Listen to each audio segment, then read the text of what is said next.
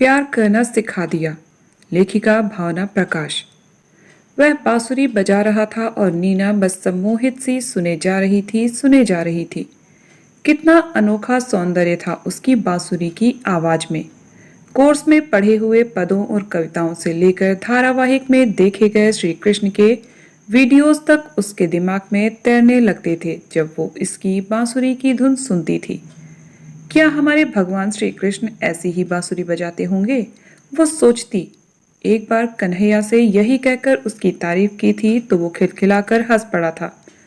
फिर तो आपको हम सभी किसानों को भगवान मानना पड़ेगा, क्योंकि फसल पकने के दिनों में जब हम अपने खेतों में मड़ैया डालकर रहते हैं तो मन लगाने और नींद भगाने के लिए कुछ ना कुछ तो गाते बजाते रहते ही हैं। नहीं कन्हैया, आवाजें बहुतों के गाने बजाने की कान में पड़ती हैं, पर तुम्हारी बांसुरी में इतना सम्मोहन है कि इंसान सब कुछ भूल जाए। वह कहाँ खड़ा है, क्या करने आया था, यहाँ तक कि वह कौन है, यह सब कुछ भी। उसके कहने पर वो भावुक होकर उसकी आंखों में देखता रहा, फिर लजा सा गया।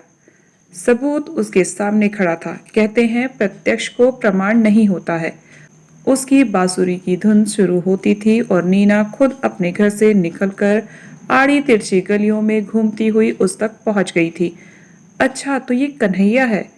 चांद की रोशनी में उसके चेहरे को देखा तो नीना पहचान गई। उसके होठों पर एक प्यारी सी मुस्कान आ गई। क्या सच में कहते हैं लोग कि नाम का असर हमारे व्यक्तित्व पर आता है? पर नाम का इतना फर्क पड़ता होता तो सभी भगवानों के नामों वाले लोग बहुत ही अच्छी शख्सियत वाले होते। मीरा ने अपने सिर पर एक टीप मारी। वहां खड़ी खड़ी क्या सोचने लगी है? दिमाग हर समय काम करते रहने को ऐसा ट्रेंड हो गया है कि उसे टीप मारकर समझाना पड़ता है कि यह घड़ी आनंद की है तो बस आनंद लो। बंद पलकों के साथ तन्मय होकर बांसुरी बजाते हुए उसे बहुत देर हो गई। तब उसने आंखें खोली। मीना को सामने देखकर वह चौंक पड़ा। अरे, आप कब आई? यहाँ इतनी रात को? क्या हो गया? सब ठीक तो है ना?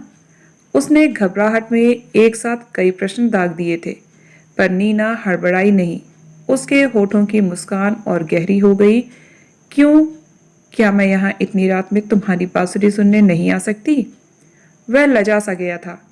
मेरी बांसुरी में ऐसा क्या है जो आप अपने सारे डर भूल गईं?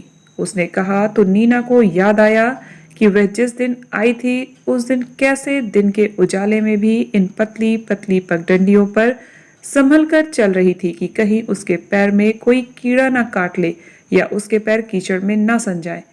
उसकी इस बात पर नीना जैसे सम्मोहन से लौटी और उसके मन में फिर से घबराहट शुरू हो गई। बल्कि उसे तो लगने लगा जैसे वो नींद में चलते हुए एक भयानक जगह आ गई है और अचानक उसकी नींद खुली है। अरे बाप रे! वह एक खेत के बीचों बीच खड़ी है जहां रात में तो कीड़े तो क्या सांप भी हो सकते हैं।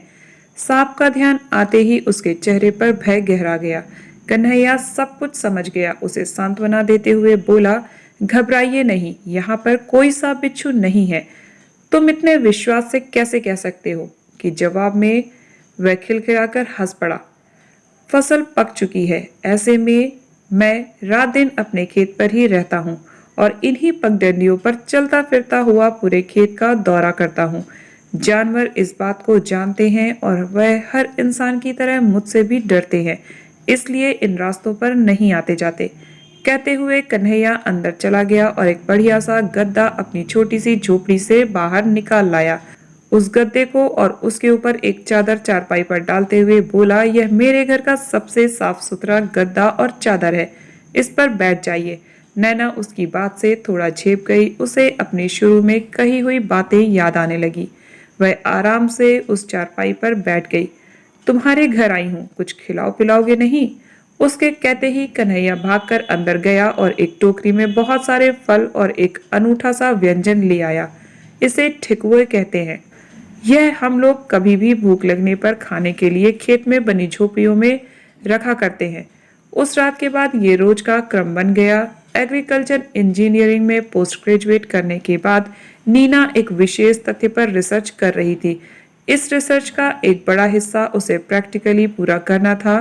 किसी गांव में एक साल रहकर पापा ने अपने पुश्तैनी गांव में किसी से कहकर उसके लिए एक पक्के घर को गेस्ट हाउस में तब्दील करवा दिया था।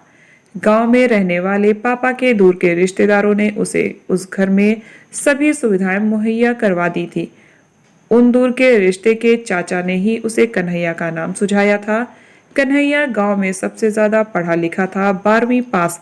यही नहीं, अपने अनोखे नए नए प्रयोगों को करने और उनमें सफल होने के कारण वह पूरे गांव का लीडर सा बन गया था। उसने बहुत सी समस्याओं के जुगाड़ू समाधान निकाले थे, जिससे गांव वालों की समस्याएं दूर हुई थीं और उनके जीवन में खुशहाली आई थी। नैना भी अपनी समस्या लेकर उसके पास पहुंची थी, अपने रिसर्च की प्रैक्टिकल नॉलेज पाने के लिए। जब वह इस गांव में आई थी तो पहले पहल इसी कन्हैया ने अपनी भोली सी आंखें गोल गोल करके उससे पूछा था, आप इस स्कूल में खेती सीख रही हो? कैसे? वहां तो कागज पर पढ़ाई होती है ना? उस दिन उसके उस भोले गोल गोल आंखों वाले चेहरे में नीना को एक अलग सा आकर्षण महसूस हुआ था। हालांकि उसकी बातों पर नीना को हंसी आ जाती थी, लेकिन जैसे जैसे वह कन्हैया को जानती गई, समझती गई, गांव में घूमकर वहां की प्रॉब्लम्स को प्रैक्टिकली देखती गई, अपनी रिसर्च में आगे बढ़ती गई, उसे लगा कि कन्हैया की बातें बहुत ही सीधी सच्ची और व्यवहारिक है।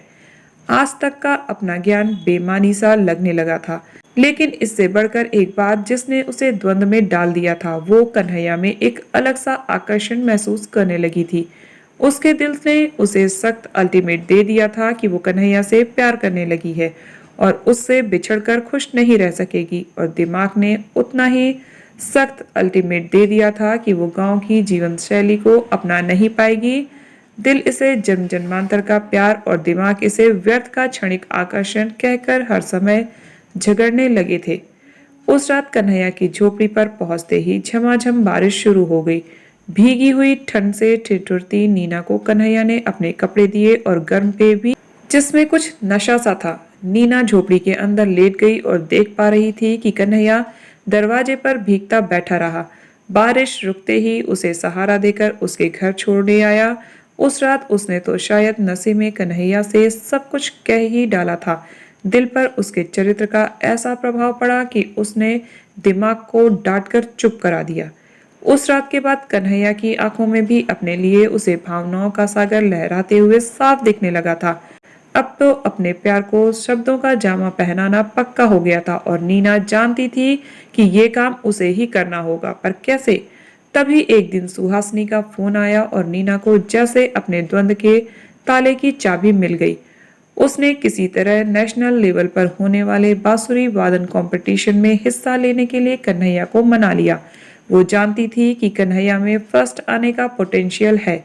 फिर इस दौरान उसे 6 महीनों के लिए शहर में उस कंपटीशन ऑर्गेनाइजर द्वारा दिए गए 5 सितारा होटल में रहना होगा। ये समय पर्याप्त होगा उसे शहर के जीवन के प्रति आकर्षित करने और एक बांसुरी वादक का करियर बनाकर शहर में ही रह जाने के लिए प्रेरित करने को।